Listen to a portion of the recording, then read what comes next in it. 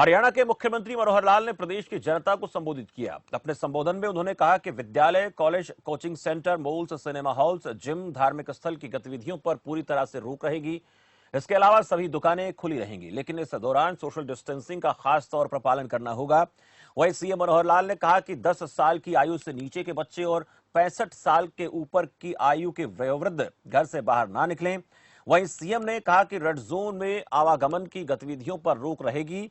CM ने बताया कि प्रदेश में कोरोना के कुल मरीज 364 हो गए हैं, जिसमें से अच्छी बात यह है कि 241 लोग इलाज के बाद ठीक हुए हैं, जबकि 4 लोगों की मौत हो चुकी है। ऐसी गतिविधियां हैं जिसमें हमारे विद्यालय हैं, कॉलेज हैं, कोचिंग सेंटर्स हैं, मॉल्स हैं, सिनेमा हॉल्स हैं, जिम्स हैं, धार्मिक स्थल की गतिविधियां हैं।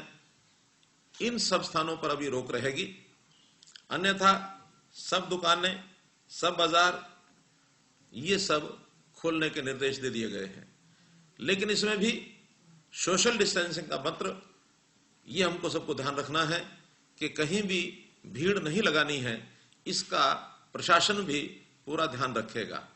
व्यक्तियों के नाते नागरिकों को भी थोड़ा इसमें बंधन लगाया गया है कि 10 वर्ष से नीचे की आयु के बच्चे और 65 वर्ष से ऊपर के आयु के हमारे वृद्ध बंधु, इनको घरों से न निकलें, ऐसी एडवाइजरी भी जारी की गई है। इसी प्रकार सायंकाल 7 बजे से प्रातःकाल 7 बजे तक जो एसेंशियल सर्विसेज हैं उनको छोड़कर शेष लोगों पर बाहर घूमने की, बाहर निकलने की ये रोक भी जारी रहेगी। ऑरेंज जोन का विषय है, वहां पर बसों की जो छूट ग्रीन जोन में दी गई है वो छूट वहां नहीं रहेगी। बाकी सब विषय जैसे ग्रीन जोन में होंगे उसी प्रकार वहां से चलाए जाएंगे। जहां तक रेड जोन का विषय है, वहां पर नाई की दुकान, beauty parlour, spa, salon, rickshaw आदि, रिक्शा यानी ऑटो, टैक्सी, इनके चलाने पर भी प्रतिबंध होगा। तो इस नाते से रेड जोन में आवागमन की गतिविधियों पर थोड़ी रोक रहेगी। स्थानीय तौर पर जहां एक स्थान पर अपनी गतिविधि चलाने के लिए, बाकी ग्रीन जोन में जो छूट है वो छूट वहां भी रहेगी। जो क्षेत्र कंटेनमेंट जोन ऐसे घोषित किए जाएंगे, अर्थात जहां भी किसी क्षेत्र के अंदर कोरोना से पॉजिटिव व्यक्ति पाया जाता है, उस क्षेत्र में केवल एसेंशियल गुड्स, इन्हीं को छूट रहेगी। अर्थात हेल्थ संबंधी सर्विसेज, बिजली पानी संबंधी सर्विसेज, ऐसी जो एसेंशियल सर्विसेज हैं उन्हीं को वहां चालू रखा जाएगा। इसके अलावा किसी प्रकार की छूट नहीं मिलेगी। वर्तमान में कोरोना के संबंध में अपने प्रदेश की स्थिति है, हमें अभी भी अपने प्रदेश पर यहाँ के व्यक्तियों, यहाँ की संस्थाओं, यहाँ का एडमिनिस्ट्रेशन, यहाँ की हमारी स्वास्थ्य सेवाएं, इन सब के ऊपर गर्व है कि मूल रूप से हरियाणा में बचाव हुआ है। लेकिन कुछ गतिविधियां ऐसी हुई जिसके कारण से आज का हमारा आंकड़ा वो कुछ ज्यादा बढ़ गया है। इस आंकड़े की यदि मैं चर्चा करूं तो आज कुल पॉजिटिव केसेस की संख्या 364 हो गई है और इसमें 241 लोग वो स्वस्थ हो गए हैं, रिकवर हो गए हैं। आज पॉजिटिव जो संख्या शेष बची है जिनका इलाज चल रहा है वो 124 लोग हैं। दुर्भाग्यपूर्ण स्थिति है कि 4 लोग अपनी जान खो बैठे हैं।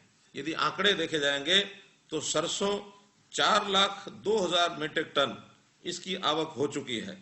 इसी प्रकार गेहूं की आवक भी लगभग 44 लाख मीट्रिक टन ये हो चुकी है, जो कुल हमारी जो पैदावार है गेहूं की उसका 60% से ऊपर हो चुका है। और भुगतान के नाते भी यदि मैं आंकड़े रखूं तो सरसों का भुगतान 450 करोड़ रुपए का हो चुका है और गेहूं का भुगतान 283 करोड़ रुपए का हो चुका है।